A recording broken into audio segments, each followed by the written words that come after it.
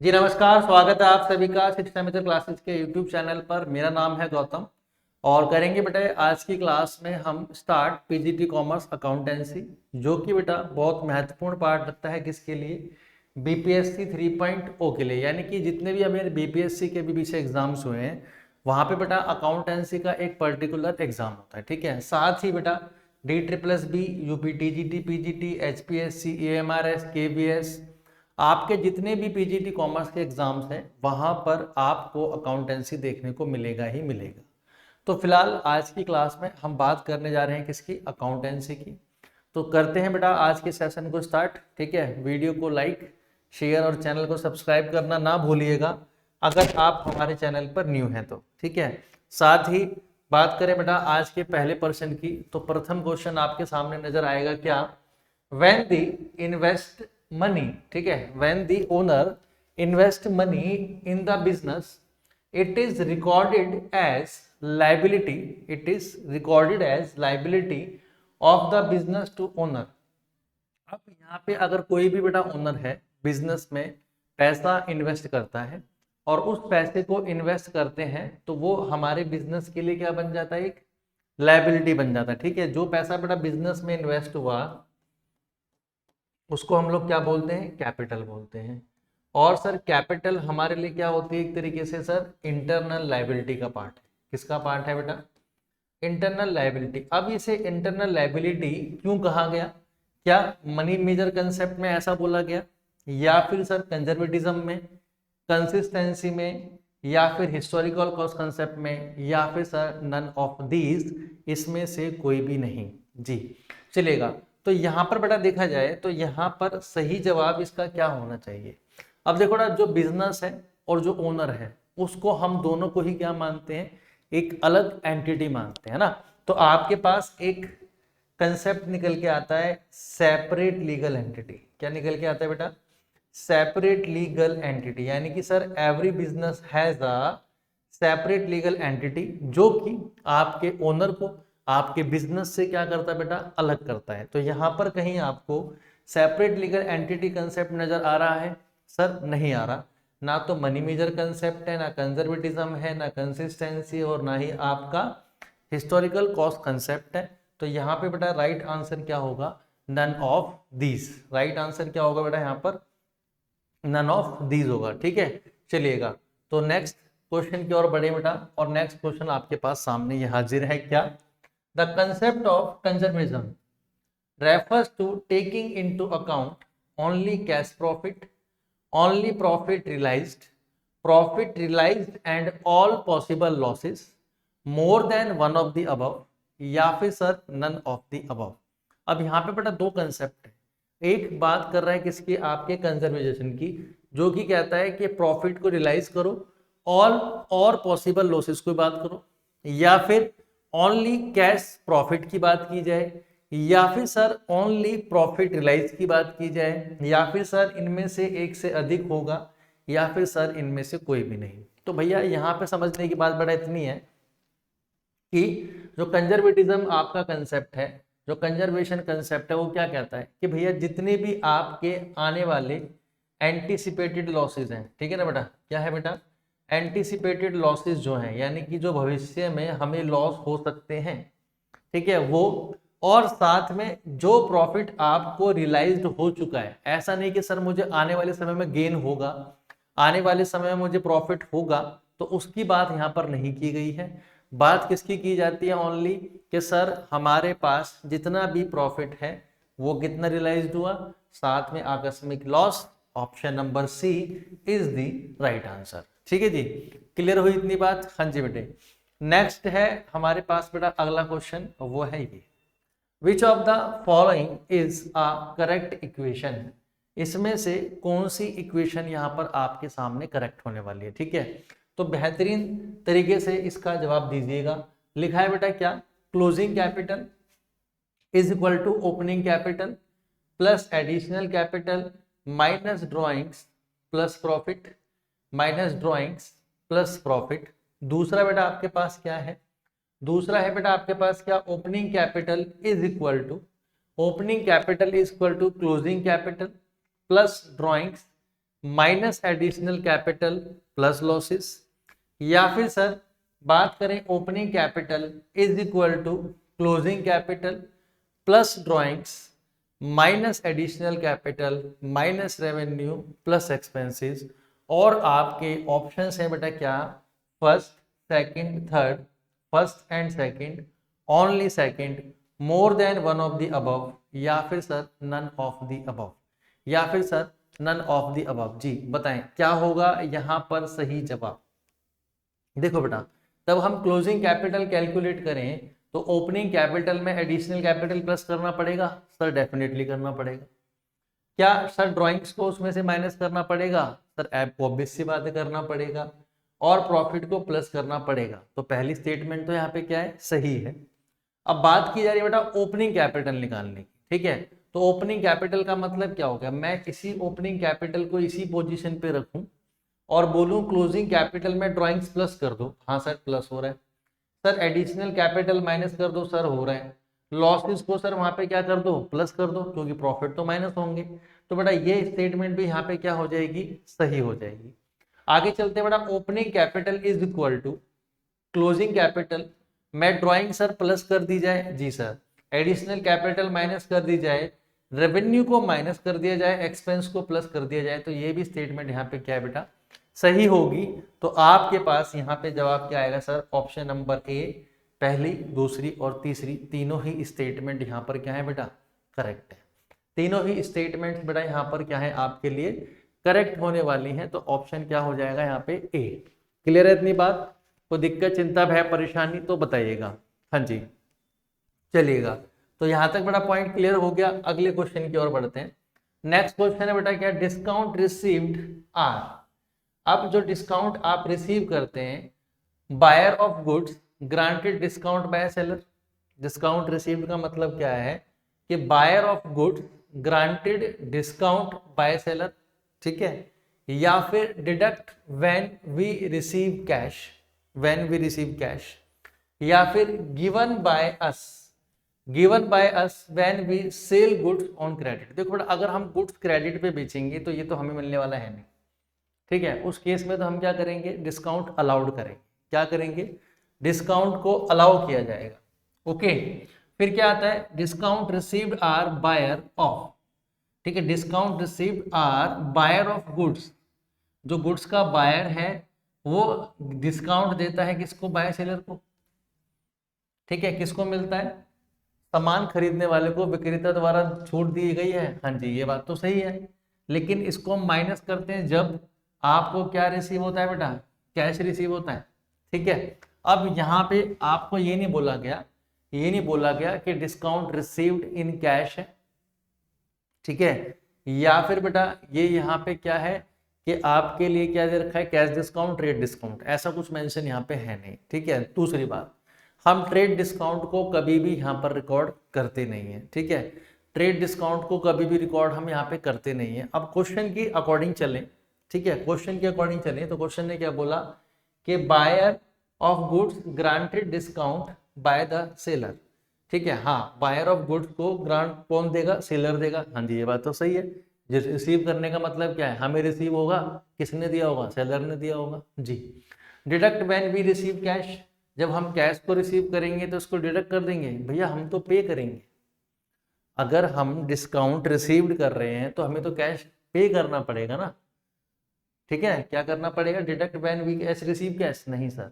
तो ये ऑप्शन भी यहाँ पे क्या हो जाएगा, रॉन्ग हो जाएगा। हमें तो क्या करना है, कैश को पे करना है, तब हम इसे क्या करेंगे, रिसीव करेंगे, ठीक है। तो ऑप्शन नंबर ए यहाँ पे क्या हो जाएगा आपके लिए सही जवाब, ठीक है। चलिएगा, next is which of the following is a not a Contra account. इसमें से कौन सा बेटा कॉन्ट्रा अकाउंट नहीं है, ठीक है। अब कॉन्ट्रा अकाउंट का मतलब क्या है, कॉन्ट्रा अकाउंट का मतलब होता है बेटा कि आपके पास कुछ इस तरीके के आपको अकाउंट देखने को मिल जाते हैं, प्रोविजन फॉर टैक्स, ठीक है, या फिर आपको देखने को मिलता है क्या बेटा, एक्यूमुलेटेड डेप्रिसिएशन अकाउंट, या फिर आप बोलते हैं प्रोविजन फॉर डेप्रिसिएशन अकाउंट। क्या बोलते हैं, प्रोविजन फॉर डेप्रिसिएशन अकाउंट। या फिर सर आपको अकाउंट देखने को मिल जाए प्रोविजन फॉर डाउटफुल डेट्स। ठीक है, तो इस तरह के जो अकाउंट होते हैं बेटा, इनको हम क्या बोलते हैं, कॉन्ट्रा अकाउंट बोलते हैं। और इन कॉन्ट्रा अकाउंट्स का क्रेडिट बैलेंस होता है या फिर नेगेटिव बैलेंस होता है। ठीक है, इसका नेगेटिव बैलेंस होगा या फिर हम क्या बोले, क्रेडिट बैलेंस होगा। तो इसमें से कॉन्ट्रा अकाउंट कौन सा है सर, डेप्रिसिएशन हमारे लिए क्या है, कॉन्ट्रा अकाउंट है। लेकिन क्वेश्चन ने क्या पूछा है कि आपके पास कौन सा कॉन्ट्रा अकाउंट नहीं है, तो राइट आंसर क्या होगा सर, प्रीपेड एक्सपेंस और अकाउंट पेबल। तो राइट आंसर हो जाएगा आपके पास option number D, more than one of the above. यानी कि सर ऊपर से जो अधिक हैं वो कौन कौन से, देय खाते और प्रीपेड माने कि सर एडवांस एक्सपेंसेस।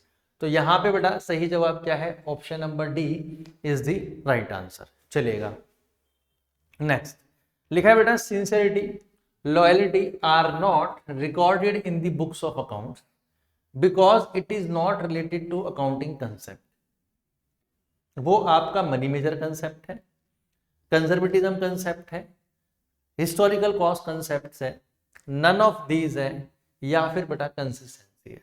तो इन 5 ऑप्शन में से हमें बताना सही जवाब। अब देखो बेटा अकाउंटिंग के अंदर, अगर हम अकाउंटिंग के अंदर बात करें तो हम बात करते हैं किसकी सर, कि यहाँ पर सर जो ट्रांजेक्शन्स रिकॉर्ड की जाती हैं, यहाँ पर जो ट्रांजेक्शन्स रिकॉर्ड की जाती हैं वो ट्रांजेक्शन्स हमारी कौन सी होती हैं सर, वो ट्रांजेक्शन्स हमारी होती हैं इकोनॉमिक ट्रांजेक्शन। ठीक है जी, कैसी ट्रांजेक्शन होती है बेटा सर, वो ट्रांजेक्शन्स होती हैं सर हमारी इकोनॉमिक ट्रांजेक्शन्स। और इन इकोनॉमिक ट्रांजेक्शन्स को जो हम रिकॉर्ड करते हैं तो उनकी कुछ ना कुछ क्या होती है बेटा, सर्टेन्ड मनी वैल्यू होती है। ठीक है, सर्टेन्ड मनी वैल्यू होती है। मीन्स सर कि अगर हमने बिजनेस के अंदर, बेटा बिजनेस के अंदर गुड्स को रिकॉर्ड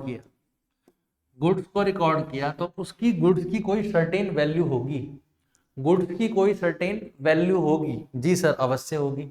तो मान लिया जाए बेटा वो गुड्स क्या है बेटा, 1 लाख रुपए की गुड्स है, तो यानी कि कहीं ना कहीं उसकी इकोनॉमिक वैल्यू है, तभी वो बिजनेस में क्या हो रही है बेटा, रिकॉर्ड हो रही है। ठीक है, और यहाँ पर हम करें किसी के भैया लॉयल्टी की बात करें, किसी के हम फेथ की बात करें, विश्वास की बात करें, तो उसको मैं मॉनेटरी टर्म्स में शायद रिकॉर्ड ना कर पाऊं।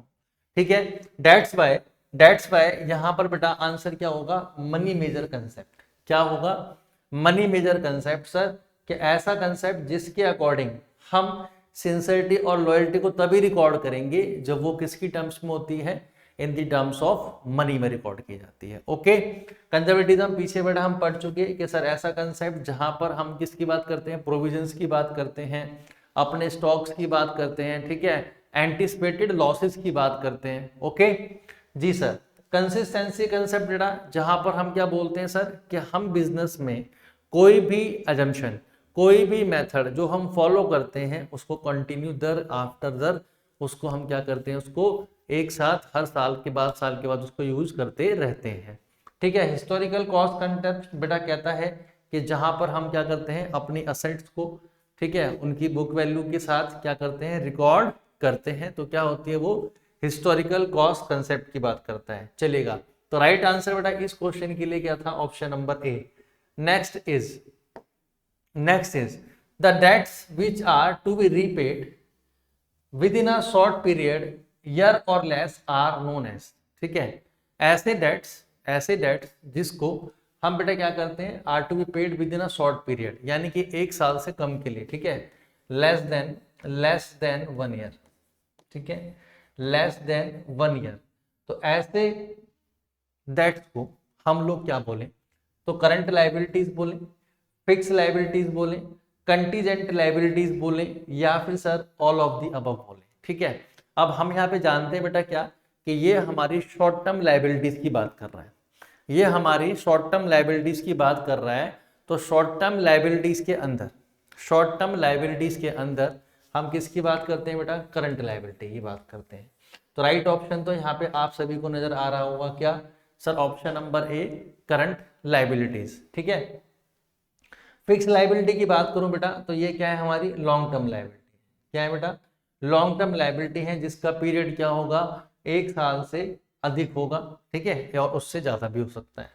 कंटीजेंट लाइबिलिटी बेटा क्या है, जो ऐसी लाइबिलिटी है जो अचानक से हमारे सामने क्या हो सकती हैं, क्रिएट हो सकती हैं, आकस्मिक देयताएं। ठीक है, इसके साथ साथ तो यहाँ पे आंसर क्या आ चुका है आपके पास, ऑप्शन नंबर ए।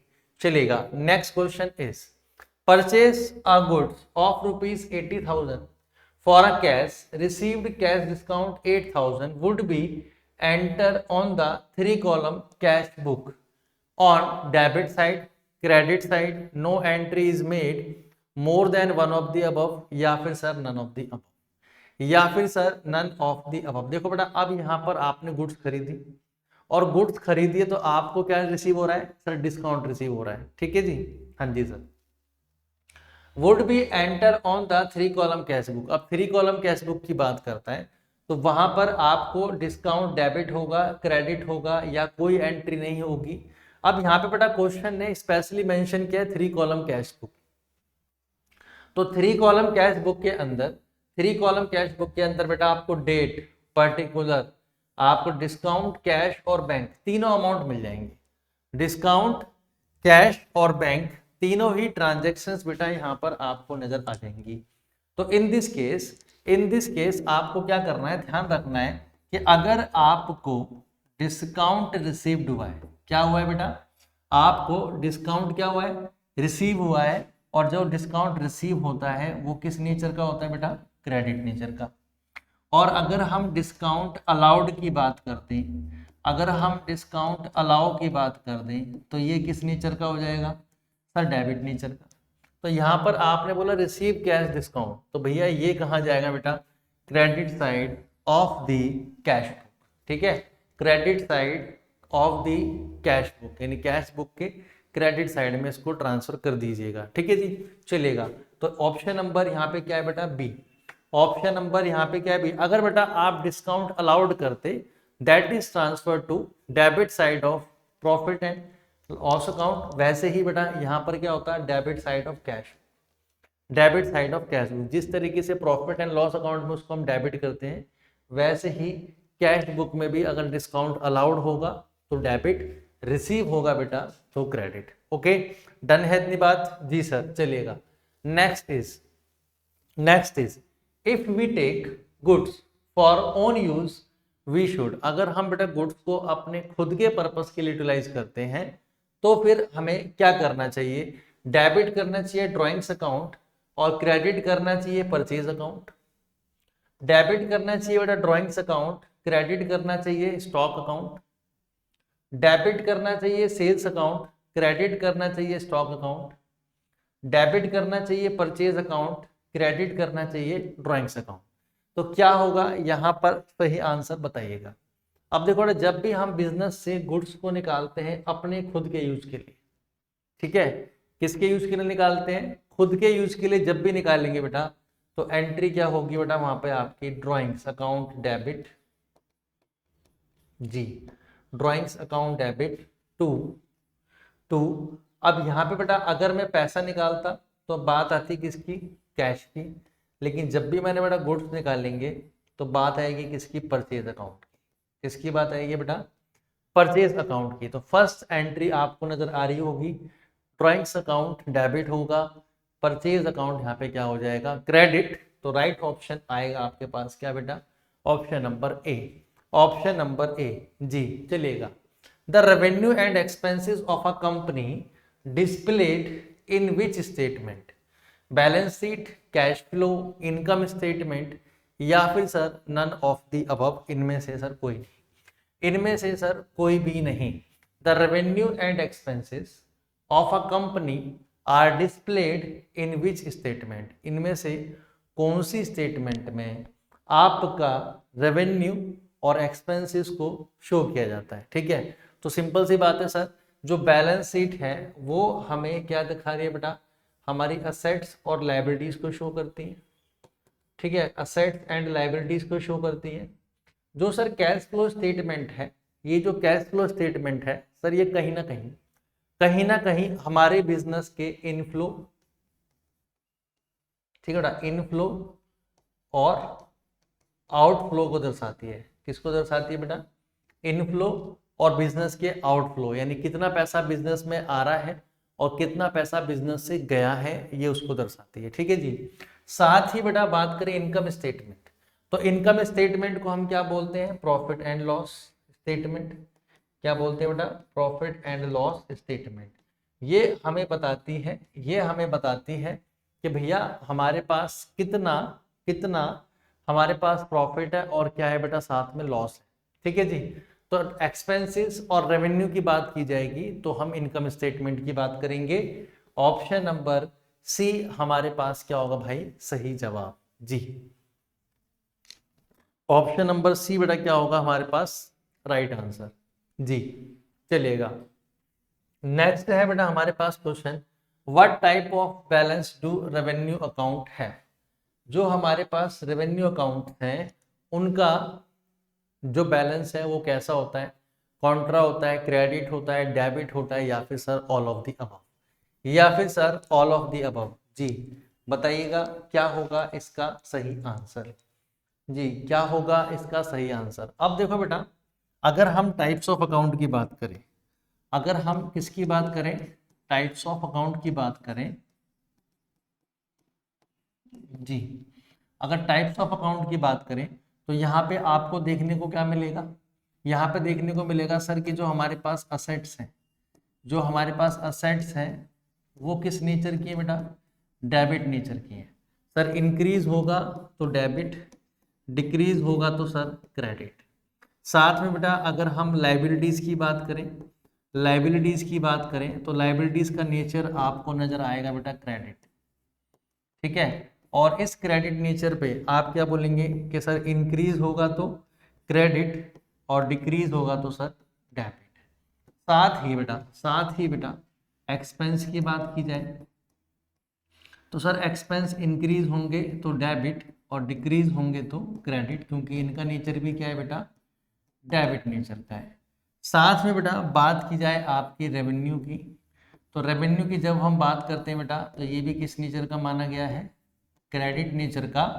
और जब हम इसे क्रेडिट नेचर का मानेंगे तो इंक्रीज होगा तो क्रेडिट, डिक्रीज होगा तो डेबिट, डिक्रीज होगा तो डेबिट। जी क्लियर है इतनी बात? और साथ ही बेटा एक हमारे पास नेचर और क्या आ जाएगा आपका? कैपिटल।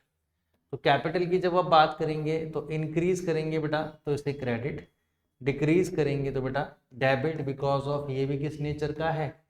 क्रेडिट नेचर का है। ठीक है, तो यहाँ पे क्वेश्चन में जो आपसे डिमांड की गई कि which type of the account do have revenues, तो रेवेन्यू अकाउंट का नेचर कैसा होगा बेटा? क्रेडिट नेचर का होगा। किसका होगा सर? ये आपका क्या होगा? क्रेडिट नेचर का नजर आपको आएगा। ठीक है, जिसे आप जमा और नामे पक्ष से जानते हैं ना, उस तरीके से यहाँ पे बात की गई है जी। चलिएगा अगले क्वेश्चंस की ओर बढ़े बेटा, नेक्स्ट क्वेश्चन की ओर बढ़े। हाँ जी, अगला प्रश्न है बेटा हमारे पास ये। ठीक है, long term asset without any physical existence but possessing a value are called. ठीक है, लेकिन उसकी कुछ ना कुछ वैल्यू है। लॉन्ग टर्म असेट्स है, कोई उनका फिजिकल एग्जिस्टेंस नहीं है, but possessing a value are called. ठीक है, उसके पास क्या बेटा? कुछ ना कुछ अपनी वैल्यू है। तो ऐसी असेट्स को आप क्या कहते हैं? अब आप समझ रहे हैं बेटा क्या? नो फिजिकल, कोई भौतिक अस्तित्व नहीं है, तो कौन सी असेट्स का नहीं है हमारे पास? Sir intangible assets. किसका भैया? इंटेंजिबल असेट्स का सर कोई भी हमारे पास क्या नहीं होता? फिजिकल एग्जिस्टेंस नहीं होता। तो राइट आंसर क्या हो जाना चाहिए? ऑप्शन नंबर ए। ठीक है ना, fix assets long term purpose के लिए है और उसका फिजिकल एग्जिस्टेंस भी होता है। ओके, डन है बात। करंट एसेट्स बेटा हमारे पास शॉर्ट टर्म पर्पस के लिए होती है। ठीक है जी, इन्वेस्टमेंट या फिर नन ऑफ द अबव। तो राइट आंसर बेटा यहाँ पे क्या था? Option number A sir, none of the above जी। चलिएगा next is transfer voucher are prepared to record.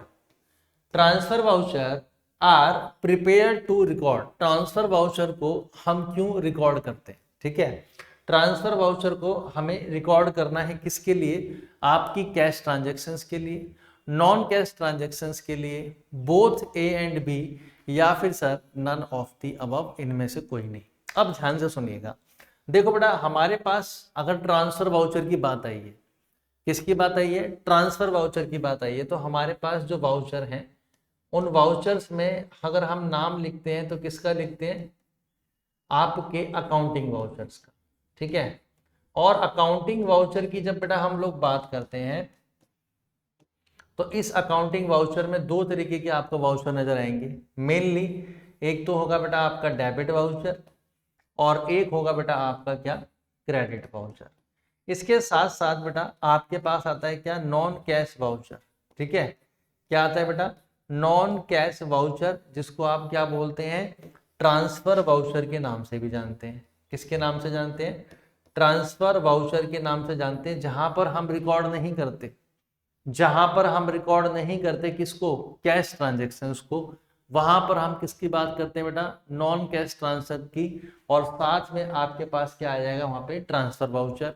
तो ऑप्शन नंबर बी यहाँ पे आपके पास क्या है, सही जवाब हो जाएगा कि सर वाउचर्स में अकाउंटिंग वाउचर, देखो वाउचर होते तो मैं ये भी बोलता था सोर्स वाउचर, हम बोलते क्या, सोर्स वाउचर। लेकिन भाई सोर्स वाउचर हम लोग नहीं बोल रहे अभी, अभी हम बात कर रहे हैं किसकी, ट्रांसफर वाउचर की। तो यार कहीं ना कहीं सर ये अकाउंटिंग वाउचर की बात कर रहा है।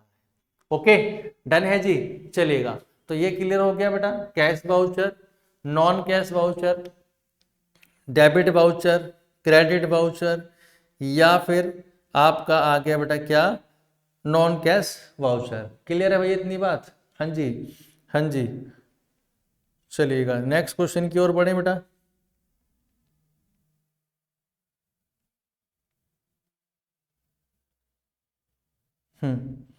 चलेगा। Next question is, purchase goods of ₹4 lakh, of these 70% of goods were sold during the year. At the end of the year 31st March 2023, the market value of such goods were 90,000, but trader record in this book ₹1,20,000. Which of the following concept is violated? Which of the following concept is violated? Historical cost concept, money measure concept, conservatism concept, consistency concept, या फिर sir none of this. जी बताइएगा क्या होगा इसका सही जवाब, क्या होगा इसका सही जवाब, हाँ जी,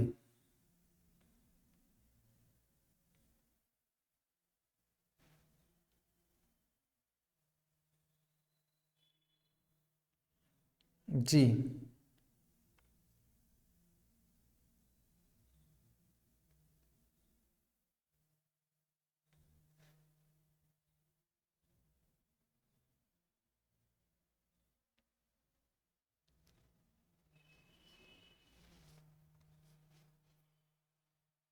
ठीक है, ठीक है। तो बेटा यहाँ पे देखो, यहाँ पे देखो भाई, आपसे पूछा गया बेटा क्या, कि अगर मेरे पास 4 लाख रुपए की गुड्स थी, कितने की थी बेटा, 4 लाख की गुड्स थी, उसका 70% गुड्स क्या हो चुकी है बेटा, बिक चुकी हैं, तो बची कितनी बेटा यहाँ पे, 30%। 30% निकालो बेटा, तो गुड्स कितने की बची, 1,20,000। अब ये इसकी बेटा कौन सी वैल्यू है, बुक वैल्यू, और मार्केट वैल्यू आप लोग देख रहे हैं कितनी है बेटा, 90,000। ठीक है, अब जो आपके पास रिकॉर्डेड है, जो ट्रेडर है उसने रिकॉर्ड कितने में किया बेटा, 1,20,000। लेकिन आपको कंजर्वेटिज्म कंसेप्ट क्या कहता है, कि बेटा जो इसकी बुक वैल्यू है और जो इसकी कॉस्ट है, यानी कि बुक वैल्यू और कॉस्ट और मार्केट वैल्यू में, कॉस्ट और मार्केट वैल्यू में जो लोअर होगा, जो लोअर होगा उसको आप क्या करेंगे बेटा, यहाँ पे यूटिलाइज करेंगे। तो यहाँ पे इसको रिकॉर्ड करना चाहिए था कितनी वैल्यू पे, 90,000 पे। कितने पे रिकॉर्ड करना चाहिए था, 90,000 पे रिकॉर्ड करना चाहिए था, लेकिन भाई ने रिकॉर्ड कितने में कर दिया, 1,20,000 रुपये में। ठीक है जी, तो अब आपको बताना है कि यहाँ पर सही आंसर क्या है, सभी को नजर आ रहा होगा, ऑप्शन नंबर सी। ठीक है, तो हिस्टोरिकल कॉस्ट कंसेप्ट नहीं करेगा, मनी मेजर कंसेप्ट नहीं, कंसिस्टेंसी नहीं, नन ऑफ दीज नहीं।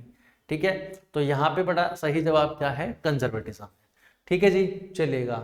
Next is, expenses paid to bring equipment from the place of purchase to the place of installation is the type of revenue expenditure, capital expenditure, deferred revenue expenditure, या फिर sir business के operating expense के तौर पे उसको हम क्या करेंगे, यूटिलाइज करेंगे। अब देखो बेटा हुआ क्या, मैंने एक कंप्यूटर खरीदा, ठीक है, और इस कंप्यूटर को खरीदने के बाद मैं मार्केट से कहाँ लेने जाना चाहता हूँ, होम, या तो बेटा घर पे या फिर अपने ऑफिस में, ठीक है, घर पे या फिर बेटा ऑफिस में। तो इसको हमें क्या करेंगे, कुछ खर्चे यूज होंगे, ठीक है, कुछ मेरे पास इसमें ट्रांसपोर्ट में भी खर्चा हो सकता है, लेकिन ये जो खर्चा हो रहा है, ये जो खर्चा हो रहा है ये किसी पर्टिकुलर असेट्स के लिए हो रहा है। किसके लिए हो रहा है बेटा, पर्टिकुलर असेट्स के लिए हो रहा है, जिसको हम फर्स्ट टाइम क्या कर रहे हैं, खरीद रहे हैं, ठीक है जी, आती है इतनी बात समझ। तो इस खर्चे को बेटा यहाँ पे क्या माना जाएगा, पूंजीगत व्यय, क्या माना जाएगा, पूंजीगत व्यय माना जाएगा, रेवेन्यू एक्सपेंडिचर इसको नहीं माना जाएगा, क्योंकि इससे हम क्या कर रहे हैं, अपनी एक असेट्स को इंक्रीज कर रहे हैं। तो असेट्स पे होने वाले खर्चों को हम क्या बोलते हैं, कैपिटल एक्सपेंडिचर के नाम से बेटा जानते हैं। चलिए next is the sales income, ठीक है, अब सेल्स इनकम बोला है बेटा उसने, the sales income credit and cash of business during a given period is called transactions, sales return, turnover, purchase return, ठीक है। अब चार ऑप्शन आपको दिए हैं और उसने ये बोला कि जो अमाउंट रिसीव हुआ है ना बेटा, वो उधार और नगद दोनों में हुआ है, उधार में भी हुआ है और नगद में भी हुआ है। आपको बताना है इस टोटल सेल्स को, ये आपके लिए क्या हो गई बेटा, टोटल सेल्स हो गई। इस टोटल सेल्स को जी, इस टोटल सेल्स को आप लोग क्या बोलेंगे, तो इस टोटल सेल्स को बेटा हम किस नाम से जानते हैं, टर्नओवर के नाम से जानते हैं। किसके नाम से जानते हैं, टर्नओवर के नाम से जानते हैं कि भाई आपके साल का पूरा टर्नओवर कितना है, यानी कि रेवेन्यू फ्रॉम ऑपरेशंस कितना है, यानी कि बेटा आपकी सेल कितनी है। ओके डन है जी बात, जी सर। चलिएगा चलिएगा बेटा अगले क्वेश्चन की ओर बढ़ते हैं हम लोग। When goods are sold on credit, well goods are sold on credit the seller prepare करेगा cash memo, invoice, accounting voucher, या फिर सर नन ऑफ दीज, या फिर सर नन ऑफ दीज। क्या होगा इसका सही जवाब बताइएगा। तो cash memo, invoice, accounting voucher, या फिर नन ऑफ दीज, ठीक है। अब देखो बेटा गुड्स सोल्ड हो रही है क्रेडिट पे, ठीक है, यहां पर हम बात कर रहे हैं सोर्स वाउचर की। किसकी बात कर रहे हैं, सोर्स वाउचर की। तो सर अकाउंटिंग वाउचर तो वैसे ही खत्म। अब सोर्स वाउचर हमारे पास दो बचे हैं, कैश मेमो और इनवॉइस। गुड्स ने नॉर्मली बात किसकी की है, क्रेडिट की बात की है, तो राइट आंसर यहाँ पे क्या होगा बेटा, इनवॉइस हो जाएगा। राइट आंसर क्या होगा बेटा, इनवॉइस। कैश मेमो हम कैश सेल्स होगी जब उसकी बात करेंगे, ठीक है जी। चलिएगा आ जाइए अगले क्वेश्चन की ओर बढ़े बेटा। Sales invoice are firstly entered in the, ठीक है, sales invoice firstly entered in the cash book, purchase journal, sales journal, sales account, या फिर सर नन ऑफ दीज इसमें से कोई भी नहीं, या फिर सर नन ऑफ दीज इसमें से कोई भी नहीं। क्या होगा बेटा सही जवाब बताइएगा। What should be the right answer for this question, जी चलिएगा क्या होना चाहिए यहाँ पे इसका सही जवाब। अब देखो बेटा सेल्स इनवॉइस की बात कर रहे हैं। अब सेल्स इनवॉइस का मतलब क्या है, आपने कहीं ना कहीं क्या करी है, सेल्स करी है। तो सेल्स को रिकॉर्ड करने के लिए, ठीक है, सेल्स को रिकॉर्ड करने के लिए भाई हम परचेज बुक की बात तो करेंगे नहीं, ठीक है। तो यहाँ पे हम किसकी बात करेंगे बेटा, सेल्स जर्नल की बात करेंगे। किसकी बात करेंगे, सेल्स जर्नल की बात करेंगे। ओके जी क्लियर है इतनी बात, हाँ जी सर ठीक है। तो option number C is the right answer, option number C is the right answer. Done है जी, हाँ जी चलिए चलिए बेटा अब यहाँ पे बढ़ते हैं अगले क्वेश्चन की ओर, ठीक है। तो बेटा आज के सेशन में इतने ही क्वेश्चंस करेंगे, फिर मिलूंगा आपसे नेक्स्ट सेशन में कुछ और न्यू क्वेश्चंस के साथ। जब तक के लिए क्या करना है आपको, शिक्षा मित्र क्लासेस के चैनल को सब्सक्राइब करना है, वीडियो को शेयर करना है और लाइक करना है, ठीक है। इसी प्रकार से जुड़े रहिए शिक्षा मित्र परिवार के साथ। Bye bye all of you, have a good day, take care, जय हिंद, जय भारत।